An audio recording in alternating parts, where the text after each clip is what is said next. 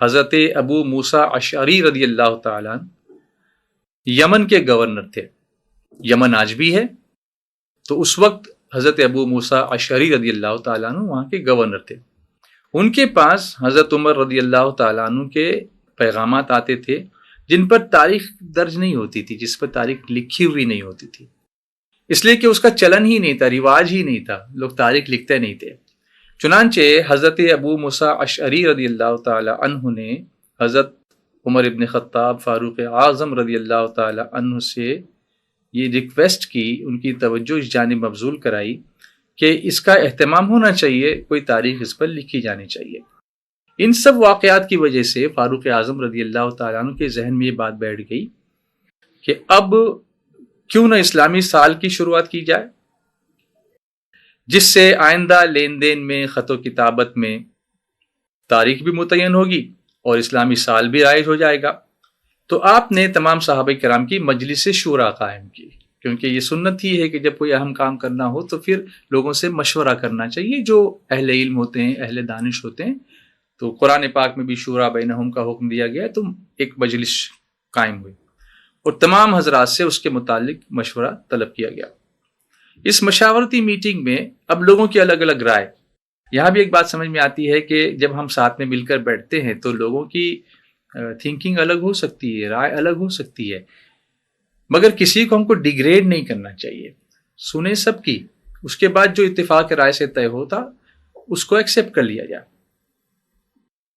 تو کسی نے کہا کہ ہم ایسا کرتے ہیں کہ جس سال حضور صلی اللہ علیہ وسلم نے اعلان نبوت فرمایا اس کو پہلا سال سمجھا جائے، وہ اسلامی سال کا آغاز ہو جائے گا.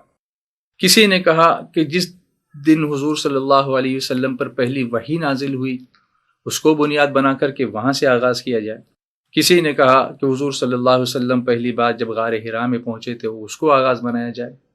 کسی نے کہا کہ حضور صلی اللہ علیہ وسلم جب غار ثور میں ٹھہرے تھے ہجرت کے موقع پر تو اس دن کو آغاز سمجھا جائے اور اس تاریخ سے اسلامی سال کی ابتدا کی جائے. لیکن حضرت علی کرم اللہ تعالی وجہ الکریم کی رائے یہ تھی کہ ہجرت مدینہ سے اسلامی سن کا آغاز کیا جائے. جس سال حضور صلی اللہ علیہ وسلم نے مکہ مکرمہ سے مدینہ منورہ ہجرت فرمائی اس سال کو بنیاد بنایا جائے اور وہاں سے ہجری سن کا کیلکولیشن شروع ہو، پہلا سن ہجری اس کو مانا جائے. اکثریت جو صحابہ کرام کی تھی وہ بھی اس بات پر متفق ہوئی اور حضرت عمر فاروق اعظم امیر المؤمنین رضی اللہ تعالی عنہ ان کی بھی یہی رائے تھی. اب آگے جب بات بڑھی، اب مشورہ کر کے یہ تو طے ہو گیا کہ ہجرت کو بنیاد بنایا جائے، اس لیے اس کو ہجری کہتے ہیں. جو ہم ہجری کہتے ہیں اس کی وجہ یہ ہے. اب آگے سیدنا عثمان غنی رضی اللہ تعالیٰ عنہ نے ایک مشورہ اور دیا. آپ نے فرمایا کہ ہجرت جو ہے نا وہ محرم میں نہیں ہوئی ہے، مگر ہم سال کا آغاز محرم ہی کے مہینے سے کریں گے.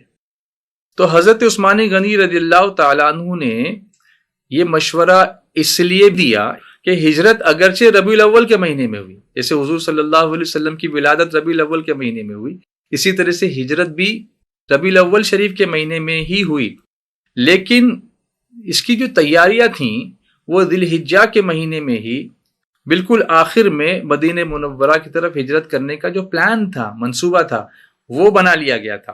اور اس کے بعد جو چاند طلوع ہوا اس منصوبہ بنانے کے بعد وہ محرم کا تھا. تو اس طرح یہ ساری نسبتیں اس طرح کنٹینیو ہوئیں، یعنی ہجرت کا پلان ذی الحجہ میں بنا، اس کا ایگزیکیوشن کا سسٹم جو شروع کیا گیا وہ محرم میں ہوا، اور ایکچوئل ہجرت جو ہیپن ہوئی وہ ربیع الاول میں ہوئی، جو حضور کی ولادت کے مہینے سے بھی کوئنسائڈ ہو رہی ہے. تو اس طریقے سے کئی تاریخی واقعات کا ایک سنگم ہے جس کی وجہ سے ہجری سال وجود میں آیا. چنانچہ باتفاق رائے 17 ہجری میں ہجرت مدینہ سے منسوب ماہ محرم الحرام سے اسلامی سال کا آغاز ہوا. ہجرت ہوئی تھی، اس کے 17 سال کے بعد یہ سسٹم لایا گیا. اس کو سمجھیں، اتنے سالوں کے بعد یہ سسٹم اس کا آغاز ہوا.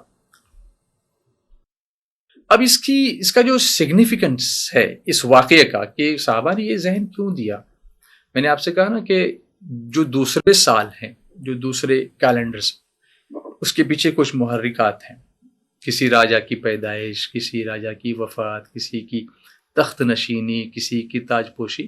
تو وہ ہسٹری سے لوگوں کو کنیکٹڈ رکھنا چاہتے تھے. صحابہ کو یہی ذہن تھا کہ اگر ہم اس کو بنیاد بنائیں گے تو اس کے پیچھے سبب یہ ہوگا کہ سال کے آغاز سے ہی مسلمانوں کے ذہن میں، ان کے دماغ میں ہجرت نبوی کی یاد تازہ ہو جائے گی،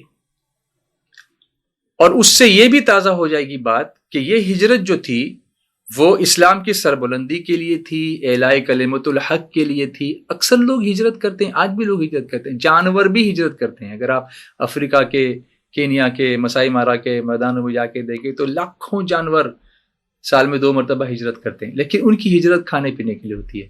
انسان ہجرت کرتا ہے ڈالر کمانے کے لیے، امریکہ چلا جائے گا، پاؤنڈ کمانے کے لیے انگلینڈ چلا جائے گا، ساؤتھ افریقہ چلا جائے گا، یا پھر گلف میں چلا جائے گا. تو اس ہجرت کا بھی محرک کیا ہے؟ کمائی ہے، پیسہ ہے. لیکن یہاں کاروبار تھا، گھر بار تھے، رشتہ دار تھے، محلہ تھا، وطن تھا، سب چھوڑا صرف اسلام کے لیے. تو یہ یاد تازہ ہو جائے کہ ہجرت کس لیے کی تھی؟